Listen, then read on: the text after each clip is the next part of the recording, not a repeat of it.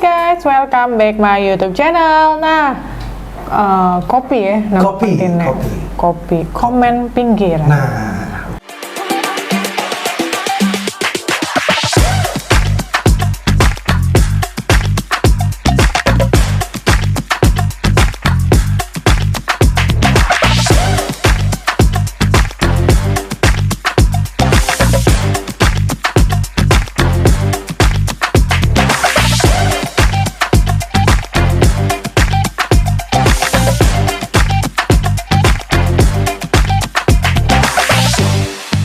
sebenarnya agak basi sih ya ngebahas yang kemarin lagi rame Paris Fashion Week ya? Iya betul, Paris Fashion Week kah? Apakah? Paris Fashion Week ya, gue sih sejujurnya kayak nggak ngerti juga, maksudnya agak di kacamata gue agak terkagum juga sih, maksudnya Mbak Sandy apakah dia memang punya kan seolah-olah desainernya Mbak Sandy ya, punya basic sebagai desainer ya, jadi bajunya diperagakan di sana. Benar. Ya jujur sih maksudnya hebat banget Mbak Sandy, karena kan kita masih berpikir positif ya. Mbak Sandy hebat banget, karyanya bisa dipakai di Paris Fashion Week. Salut kalau emang benar ya. Terus MS Glow, produk-produk mereka lah ya. Scarlett, dalam hati gue canggih banget, produk skincare kita bisa ibaratnya bisa sampai ke Paris, secepat itu lagi ya. Ya kalau memang bisa tampil di Paris Fashion Week, ya bangga banget sih, bener nggak sih? Sangat bangga kita sebagai warga Indonesia. Tapi ternyata akhirnya ada yang berani vokal. Nah ini nih yang seru nih. Ada yang berani vokal. Jadi lo tahu itu Paris Fashion Week? Paris Fashion Week yang gue tahu, ternyata bukan. Loh. Bukan. Tapi selama ini kan yang ada di media itu Paris Fashion Week kan yang mereka bilang. Iya, bilangnya di Paris Fashion Week. Mengklaimnya. Jadi enggak, mereka tuh bukan di Paris Fashion Week, mereka tuh Paris Fashion Show. Tapi kan namanya gini Kak, kalau seharusnya ya kalau ada di pikiran gua, kalau memang bajunya Mbak Sandy dipakai sama, maksudnya memang diperagakan di sana, pasti kan ada tokoh-tokoh senior di dunia fashion gitu kan. Bener. Tapi kan nyatanya nggak ada. Loh, memang nggak ada? Nggak ada, woy. Ya ampun, gimana sih? Kagak ada. Maksudnya desainer Versace, LV, misalnya ya minimal ada artis Hollywood lah gitu ya. Tapi ternyata nggak ada. Ternyata bohong ya? Nggak ada, woy. Oh, ini ada komennya, aku tim nyari minyak goreng aja katanya. Karena sama-sama sulitnya, tapi bener sih gue lihat komen-komennya isi cuman semua malu banget dan malu banget isinya. Iya sebenarnya jangan mencatut nama katanya. Iya bener sih, jatuhnya lo ngelangkahin kayak misalkan desainer Indonesia yang udah lama ya gitu. Ya enggak, kan memang ada desainer kita yang masuk pada tahun 2014 yang bajunya dipakai Lady Gaga. Oh iya kan. Memang dia masuk itu Texaverio. Dia masuk di Fall Winter 2014, bajunya dipakai Lady Gaga. Dia memang dia maksudnya gimana rasanya sih desainer ini gitu kan, ibaratnya yang Mbak Sandy dan rombongannya yang mengklaim dia ada di Paris Fashion Week. Tapi gue juga bingung sih, kenapa G-Craft pun bilangnya ada di Paris Fashion Week. Ini yang kan padahal kita punya rumah loh ya, Jakarta Fashion Week. Oh iya benar. Padahal kita punya rumah loh, Jakarta Fashion Week tiap tahun.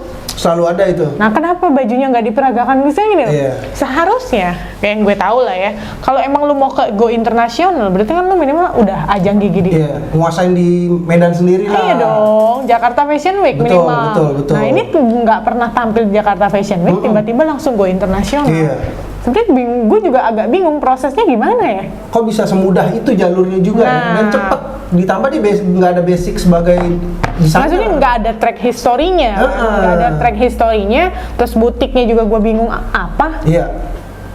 Bahkan nih dari yang gue baca nih dari Paris Fashion Week-nya dari akun resminya sih bilang kalau waspadai pencurian identitas nih, dia bilang. Jadi mengatasnamakan gitu kan, padahal lu nggak begitu di sini gitu, cuman lo mengatasnamakan ke negara lo kalau lo ikut Paris Fashion Week gitu kan. Tapi bahaya juga ya ternyata ya. Ya makanya lucu kan, jadi kesannya jadi kayak bawa penonton sendiri, ya kan? Iya, bawa penonton sendiri, bawa tim sendiri. Terus apa namanya? Yang ngapain mesti kesana gitu, ya nggak sih? Gila, maksimal sih kalau gue bilang ya, mungkin ya. Jadi kayak ngadain nobar di sana gitu loh. Ya nggak sih? Satu keuntungan buat mereka, karena gue lihat juga kan produk-produk mereka ditaruh di kayak dikasih apa sih yang ditayangin di satu lampu gitu, kening LED-nya di dekat Eiffel gitu ya. Mungkin kalau hal kayak gitu mungkin hal biasa kali di sana ya. Gua nggak tahu deh kalau di sini gitu. Mau dibikin di mana, jembatan layang apa gimana kan mungkin kurang gitu kan. Tapi gue lihat komen-komennya begini nih. Nah, sekarang kan Juragan 99 ini lagi bermasalah nih katanya. Gitu. Karena masalah ya sebenarnya gara-gara kemarin kalau gue bilang ini gara-gara masalah gini. Paris Fashion Week ini ya. Jadi ini orang ya perlu ditelusuri. Dari mana nih ya kan kalau bisa secepat itu. Terus komen-komen dari orang-orang yang udah berpengalaman dalam bidang desainer, gila perjuangan gue untuk kesana tuh susah loh. Kok lu bisa langsung kesana gitu. Iya kan? Ditambah didukung dari apa? Kemenkraf lagi kok jalurnya segampang itu gitu kan. Sedangkan lo di Indonesia nggak ada yang tahu produk lo gitu. Iya, bukannya kita nggak mensupport ya. Kenapa kita harus dibohongin? Iya nggak sih? Ya jujur ya mungkin yang tadinya kita maksudnya kita bangga banget. Ya kan produk skincare kita, terus desainer muda, ya kan, terus panutan milenial lah, ya kan, panutan milenial, barang maksudnya produknya bisa go internasional, dan hitungan hari langsung Dan di sini juga kita sebenarnya nggak nyudutin ya, maksudnya kita nggak berpihak pada siapapun juga. Cuman kaget aja ngeliat beritanya sih gitu, secepat ini bisa seviral ini gitu, lo bisa nyampe ke sana. Jadi menurut gua wajar sih kalau lo sampai ditelusurin gitu kan. Ini dari mana-mana aja sih nih, ini masuknya dari mana sampai sekarang kan masalah jet pribadinya pun diungkit-ungkit, harta kekayaannya juga diungkit-ungkit. Nggak, tapi awalnya gini, lo tahu mereka kan platnya N99 Glow ya? MS Glow. Nah, menurut lo N-nya itu apa? N ini nganjuk kali. Ngalam. Bisa. Kenapa mesti N?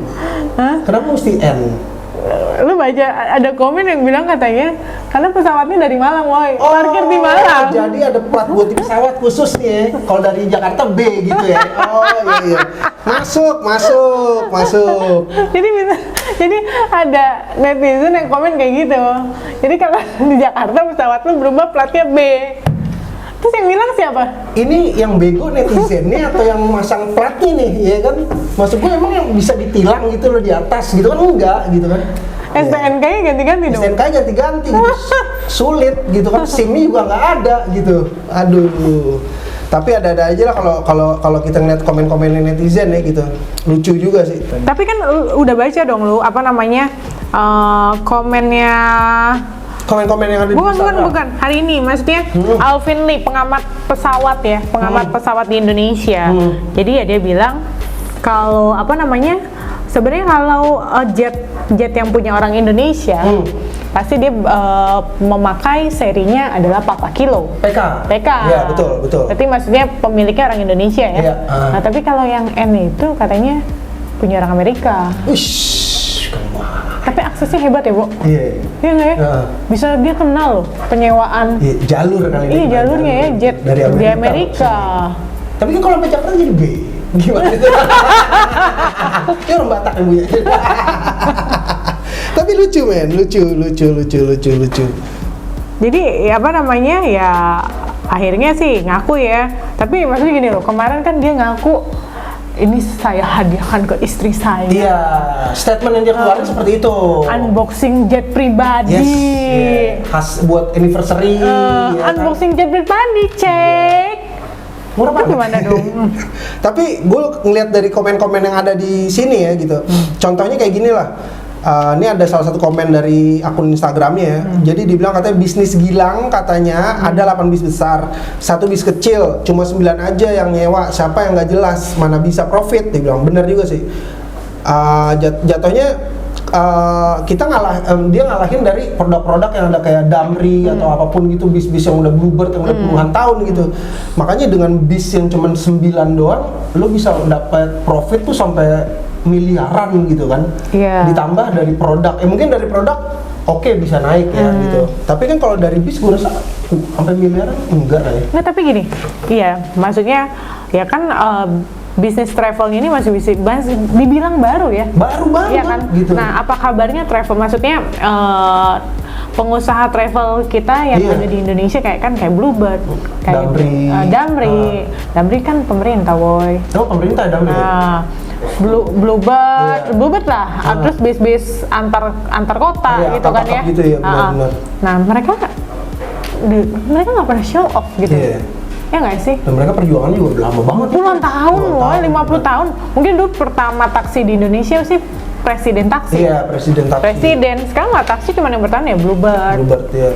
Express pun udah hampir, Gamia udah nggak ada. Udah nggak ada ya? Udah nggak ada. Berarti gua waktu itu naik apa itu ya? Bukan Gamia itu. Sekarang malah itu kan yang ada, sekarang yang baru ya ada mobil listrik gitu kan di airport. Nah tapi gini, gue kepo sih ya, maksudnya kan Juragan 99 ini dalam 5 tahun terakhir dia langsung ya kan memamerkan segala, ya itu hak dia sih, mungkin itu salah satu motivasi, salah satu kesenangan pribadi. Ya kan? Boleh juga. Tipe orang beda-beda ya, nggak disalahkan juga gitu. Tapi kalau gue lihat ya, memang orang kaya di Indonesia yang memang diakuin Forbes, lu cari deh, ada sosmednya nggak sih? Iya, benar. Dia pemain sosmed nggak sih? Iya. Nggak ini kita, guys, gue habis beli sendal jepit Gucci nih, gitu. nggak kayak gitu. Bahkan diem, iya kan? Tiba-tiba Forbes bilang, anjing orang nggak usah jauh-jauh. Maksudnya gini, Salim Group lah. Oh, itu mah ngeri ya. Paling yang punya sosmednya anak-anaknya yang muda-muda yang seumuran gue, tapi mereka juga nggak yang kayak. Itu pun kayak mungkin kalau gue lihat mereka kayak nunjukin gue hari ini speaker di sini, the success story. Dia lebih menunjukkan ini loh usaha keluarga gue, tapi nggak yang kayak memamerkan hari ini gue shopping di Dior, hari ini gue belanja di Alfi. Gue nggak naik jet juga. Gue nggak naik jet juga gitu loh. Nah tapi ini tiba-tiba muncul dengan naik jet, dia, semuanya dengan 99 core. Wah, sadis, semua diborong ke Paris, ya kan, dibawa dengan ayo kita liburan, ya kan, segala macam, lo ikut gila sama gua, semuanya boleh lah gitu. Tapi emang hebat sih gue bilang, itu mungkin salah satu trik marketing untuk memberitahu pada masyarakat. Ya mungkin ini masukan juga ya, maksudnya ini hasil kerja keras gue. Gue ngajak tim gue bersenang-senang gitu. Masalah bohong atau enggak itu urusan belakang. Yang penting gue senang-senang dulu. Ternyata pas pulang bohong gitu. Sulit gitu. Oke, terus baca komen apa lagi? Nih ada juga yang komen, dia bilang apa? Yang ini sih yang lagi heboh, yang dia katanya lagi ke Swiss ya. Gue nggak tahu dia mau ngapain, cuma di sini komennya nih ya begitulah.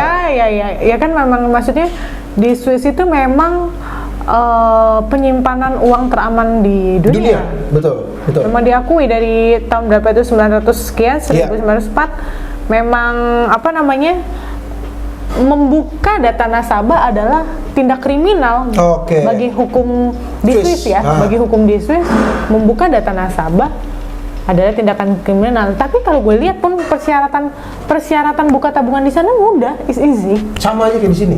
Ya cuman lu bawa KTP. Ya kalau kita kan bawa KTP ya. Kalau dulu kan mungkin dipersusah ya, bawa domisili lah, ini itu. Nah, di sana ya kayak standar aja sih kalau menurut gue, kayak lu cuman bawa paspor, terus lu bawa menunjukkan status pekerjaan lu tuh apa. Oke. Iya kan, paspor, menunjukkan paspor kerjaan lu sama sumber dana lu dari mana. Gitu doang. It's easy. Jadi gampang juga untuk sebenarnya. Udah pasti lu bakalan dijaga juga. Dijaga lah. Nah, mungkin lu datang. Berarti lu masuk penjara pun itu duit aman aja. Iya, nggak bisa ngorek kalau bukan lo sendiri yang ambil. Ya, oke. Gitu aja. Ibaratnya kalaupun tahanan gitu ya, 10 tahun, ya udah dia tenang aja, duit gue masih ada kok. Nah, itu dia tuh. Iya kan? Gue pengen nyimpen duit di sana, cuman duit gue sedikit gitu ya. Ongkosnya aja nggak nyampe. Nah, itu dia, belum tentu gue juga visa tembus gitu kan. Ngapain ke Swiss gitu loh. Datang ke sana, duduk ngobrolin soal Juragan 99. Ya enggak lah, maksudnya di sini kita nggak menyudutkan siapapun ya, maksudnya walaupun kita penyebutan seperti ini, tapi gue bukan berarti kita di sini bukan berarti menyudutkan di sini salah, enggak. Kita nggak nyudutin. Nggak ada. Ya cuma maksudnya kita hanya ada hal-hal yang tidak masuk akal menurut pandangan kita aja sih, maksudnya. Ya memang kita juga nggak kenal siapa dia, kita juga nggak tahu, biasanya mungkin luck lah ya, rezekinya bagus. Iya bagus. Dan kalau memang ternyata sama ini ternyata emang prestasi dia meningkatnya secepat itu ya, kita respect aja sih. Hebat gitu. sih. Hebat. Tanpa ada cara-cara yang curang ya, mungkin ya kita salut lah gitu. Ya gue sih buat Mas Juragan 99 cek DM nih coba. Pasti DM-nya banyak banget tuh. Dari yang centang biru, centang merah, semua ada semua di situ.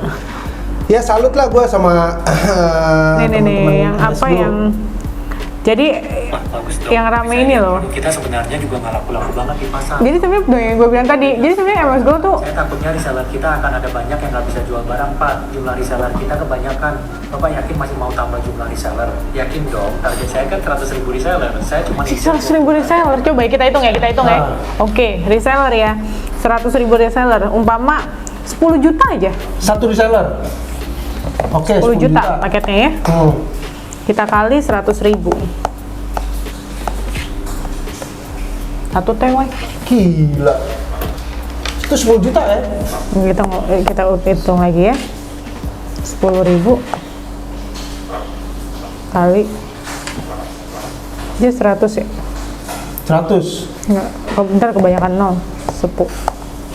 10 juta, 10.000 dikali 100 juta ya? 100.000 ya? Kali 100 aja dulu. 100. Ini baru 1 M. Tambah lagi nolnya 3. 1 T. Sebanyak itu duitnya. Targetnya 100.000 reseller. Ya kalau emang bener tercapai sih, kalau taruh gitu. Modal 50% lah ya.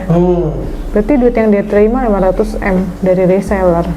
Tapi kalau memang bisnis itu berjalan lancar sih, dari produk yang dia jual, oke sih kalau gue bilang. Tapi yang gue bilang itu akhirnya gini ya, terlalu banyak reseller, akhirnya kan benar produk ada yang beli. Iya, siapa yang mau beli? Iya. Maksudnya gue ada, lu juga ada gitu kan, yang mau beli siapa ya? Tapi gitulah namanya orang dagang kalau menurut gue. Kadang nih ada kita di satu daerah, satu kampung tuh isinya warung semua.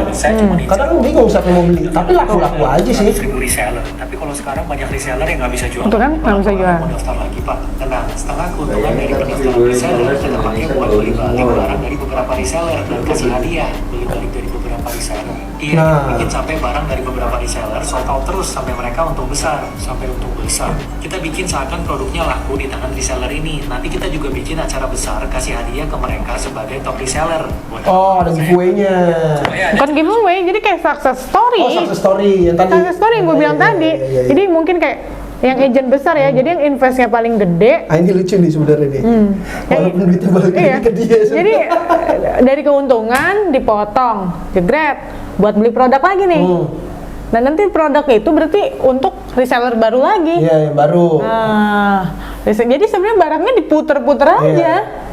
Modal sih tetap dapat keuntungannya tetap ya kan, dari keuntungan dipotong 50%. Keuntungan 50% itu buat beli produk. Jadi produk lu dihabisin lah, gitu loh. Udah gua bayarin. Seolah-olah laku gitu kan. Nah, nanti kan otomatis si agent ini termotivasi dong, barangnya habis. Gue cari lagi reseller. Beli orang-orang gitu. Padahal yang beli itu juga. Diputer doang gitu. Diputer aja sebenarnya. Gila kok bisa begitu ya, gue kadang mikirnya hebat sih. Itu strategi bisnisnya hebat. Tapi kalau memang bisa seperti itu dan orang tertarik, ya susah juga gitu kalau orang nggak pelajarin ya. Jatuhnya ketipu gak? Tertipu gak orang dengan sistem seperti itu? Sebenarnya kayak dibilang kayak multi level, gak juga ya. Mirip-mirip MLM ya? Mirip sebenarnya, mirip sebenarnya. Cabang-cabang gitu. Mirip multi level, tapi kalau multi level kan barangnya kagak dibeli. Bener-bener lu cari bener-bener lu cari customer. Kalau ini kan lo udah disediain nih, produk udah disediain, apa semua disediain, tinggal lu nya nih sama modal lo. Modal lu ada berapa? Iya, lu sekian nih, gue bisa kasih sekian kayak gitu kan. Jadi lo memulai bisnisnya dengan ya modal lo ada berapa dulu gitu kan? Iya. Susah juga ya. Jadi enggak sih masalahnya. Ini harapan semu sebenarnya. Harapan semu ya, halusinasi lah ya. Halusinasi. Kita baca ya komen yang tadi ya. Nah. Di rumahku udah ada 5 gerai dan yang 2 parah banget, hadap-hadapan gitu. Gila ya sebanyak itu. Gila. Sampai hadap-hadapan Ini loh. bersaingnya parah banget ya. Kok bisa ya? Kan seharusnya ada standar promosi. Harusnya berapa kilo kek atau per kecamatan kek, kalau enggak per desa. Enggak ada kayak begituan. Lu mau jualan ya jualan aja, prinsipnya kayak pasar. Kalau ya rezeki ya nggak akan ketuker. Oh, balik lagi ke adat istiadat Indonesia, rezeki udah ada yang ngatur gitu kan. Susah juga kalau ada depan kayak begitu kan. Yang ada kecamatan glowing gitu jadinya gitu kan. Ya kan laku kagak, warganya nyala mukanya ya kan. Susah kalau kayak gitu. Bener. Sampingan sama. Iya.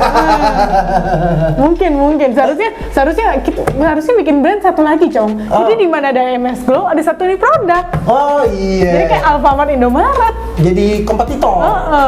Kan kalau ini berarti kompetitornya mereknya sama kan bingung. Bener. Ya nggak sih lo? Gue gimana ya bikin brand apa?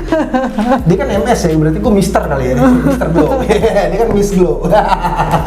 Kagak ada yang beli, boy, laki. Oh iya, kan kita glowingin buat orang yang kulit hitam. Gitu. Ini kan bukan yang kulit putih ya, kulit hitam kita bikin lebih glowing gitu. Ini ada lagi nih komen. Ada teman cerita dia awalnya mau jadi reseller produk yang lagi ngehits ini. Dia pikir bakal laris manis. Terus ternyata di pelosok-pelosok daerah sudah ada resellernya. Nah lo. Terus dia nanya ke salah satu reseller yang buka di dekat rumahnya dan ternyata sepi. Yang pernah beli nggak balik lagi ke situ. Ya ampun segitunya. Dan aku dapat cerita ini sebelum dibuka lah, mengungkap rahasia besar produk ini. Dan bener, ini adalah skema Ponzi alias skema piramida. Tadi gue bilang piramida, jadi lo yang taruh duitnya paling gede dan siapa yang duluan, otomatis lo yang akan dapat reward. Oh jadi kayak gitu, satu, 2, 1, 3. Dia nggak tahu nih piramidanya apakah di bawahnya 3, apakah di bawahnya 5. kayak M bener. Iya. Gokil sih. Sampai barang gue dapet info itu sampai barangannya saking gak laku tuh dioles di roti sama mereka buat makan itu. Makanya gue kok sampai begitunya gitu, gue mikir kok bahaya gitu kan. Gue jangan gitu dong mas gitu loh. Enggak, kontennya bahaya. Iya, dioles. Udahlah daripada gak laku kan. Kirain krim apalah, makan aja lah. Sulit. Ini ada di Hong Kong yang pakai MS Glow rame kok. Gila ya, sampai nyampe lo ke Hong Kong. Gila. Ada yang bawa tuh virus COVID. Tukeran, lu udah kasih gue COVID, gue kasih lu produk MS Glow. Oke, biar glowing.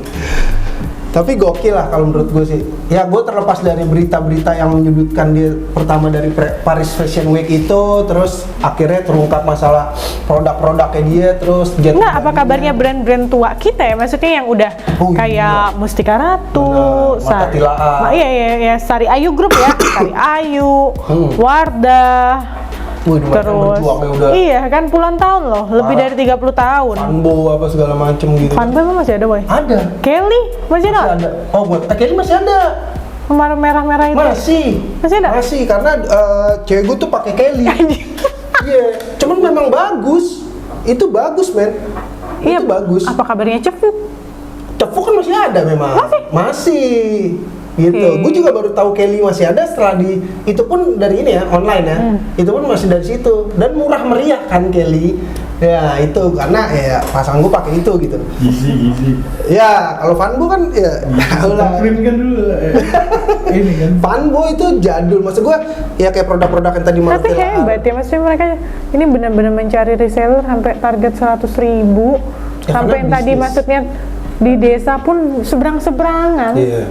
Ya jadi kalau menurutku sih ini sebenarnya lebih ke menjual reseller ya, bukan produknya ya gitu. Jadi lebih banyak reseller, tapi ya mungkin ini bisnis yang strategi yang termasuk oke gitu kan. Mungkin emang di zaman sekarang harus seperti itu. Ya, tapi gitu. kan sebenarnya gini, kayak Wardah, Marta Tilaan, pasti kan mereka punya makro segala macam yang ngerti strategi lah ya. Iya. Nah, ya sebenarnya kan ini bukan skema baru. Benar. Bukan skema baru. Balik lagi, lu usaha lu niat memang bener, lu niat bener, apa lu memang ada niat nipunya? Nah itu dia, dilihat dari situnya nih. Situnya kan, kalau emang barang lu bagus, berarti kan dari gini loh, kenapa mereka jualannya hanya reseller. Iya. Ya kan, ya memang sih endless flow memang sudah punya klinik sendiri ya. Iya kan. Karena mungkin dengan resellernya banyak, produknya juga pasti akan banyak yang turun. Bener dong. Ya. Iya nggak? Dari situ, jadi dia nggak menjual produknya dulu nih, gitu. Harus ada reseller dulu biar produk gue jadi banyak, Iya. gitu. Biar distribusinya udah jelas. Yes, gitu. benar. Dan itu mungkin bisa jadi strategi juga sebenarnya kalau memang ini berhasil, gitu. Iya. Cuma kita nggak tahu ya hasil akhirnya nanti kan kita nggak tahu. Ya mau dia lagi ada di mana sih sekarang, mungkin dia lagi di Swiss. Eropa, di Swiss gitu kan. Ya kita juga nggak nyudutin dia lagi nyimpen duit di sana atau dia mau tahu hanya dia doang dia gitu aja yang yang tahu. Bisa jadi memang dia kebetulan lagi liburan, kita nggak tahu. Lanjut gitu ya, Ya, ke lanjut. Eropa. Gas men, cuma yang lain pulang ya, gitu. Karena ya kan ya takutnya saksi atau gimana gitu juga nggak tahu. Liburan keluarga. Liburan keluarga, lebihnya private lah, seperti jet itu private gitu. Ya, gue sih nggak mau urusin, maksudnya ya dia nyari private kayak gimana, jetnya apa, ya itu pribadi lah. Selama lo punya uang, main apapun lo bisa lakuin. Iya, Termasuk lo memberikan berita bohongan. Betul. That's right. Betul. Karena kan ya dia memiliki segalanya. Iya, saat lo ini ya. mempunyai tahta lah kalau lo punya Nah. keuangan gitu. Tapi yang kita pelajarin sih memang itu secara singkat soalnya. Kira-kira nih lisensinya gimana, produknya apa, layak gak gue investasi, jangan sampai lo ntar nanya Tergiur. Iya, tergiur. Tergiur dengan melihat gaya hidup Bener. melihat agentnya, Iya. upline-nya gitu kan. Karena menurut gue sih dalam hitungan Kayaknya nggak bulan ada yang instan lagi. nggak ada gitu loh, dalam hitungan bulan bahkan Apa lo bisa kabarnya? ratusan miliar. Apa kabarnya Bang Sadino? Itu dia, Apa dia. kabarnya Khairul Tanjung? Itu mereka yang kerja sebelum berdarah gitu kan. Dan nah, kadang kayak dia itu instan. dan mereka nggak ceritain. Iya kan, itu kan gue sekarang udah Woi dulu gini, bang gini. jualan koran kali, Nah. udah gitu. Pasti mereka jual ceritanya dari yang kayak gitu-gitu. Seorang Ahmad Saroni aja dulunya apa? Iya benar. Iya kan? Sopir. Sopir. Iya. Sekarang dia bisa menjadi seorang Ini, prosesnya. Nah. prosesnya tidak seperti 5 tahun ya tidak seperti membalikan telapak tangan gitu Betul. kan. Hari ini lu tinggal di ini. Tapi ada kemarin cerita di mana ya gue? Dia tiba-tiba dikasih sama YouTuber Amerika ya. Hah? Jadi dia ini tukang sapu. Hah? Dikasih disuruh masak nih, lu bisa masak nggak gitu kan. Dikasih mobil ini, mobil untuk usaha Wih. fun Wah. untuk jualan hotdog. Wish. Dan akhirnya si YouTuber ini Food truck gitu dong jadi. food truck gitu. Ah. Si YouTuber ini yang cariin ya dia kan punya follower ya, Ah. si YouTuber ini yang dia nyariin Crowdfunding. nasabahnya, customernya gitu. Wah, itu lebih keren. Lebih keren, Itu ya? lebih keren kayak gitu tuh. Iya kan? Tapi nggak murah banget kan? Iya. Keren banget sih. Iya, nggak, maksud gua cara-cara kayak gitu kayak lebih masuk akal deh kalau di Indonesia. Iya. Ya itu balik lagi ya, gadis tangan ya. Ya, Lak. susah sih iya. Lak. Takdir ya. Takdir. Bisa juga gitu. Balik lagi ke hati lu juga sih pengennya. Karena memang kalau lu punya duit sebanyak itu dengan lo tanpa proses ya, ya lo pasti pengen kasih ke orang. Sombong lah, sombong. Beda kalau lo jalan ini berdarah-darah sampai atas, terus lo punya duit sebanyak itu, lo perlu jalanin belasan puluhan tahun, ya lo mau nyombong, ya boleh lah gitu. Gue bisa waktunya gue udah lewat, udah parah gitu kan. Makanya kalau udah gitu kasih proses. Ya gitu aja sih kalau menurut gua. Good to be true. Gitu. Jangan no action talk only. Thank you udah nonton, jangan lupa subscribe dan komen. Ciao.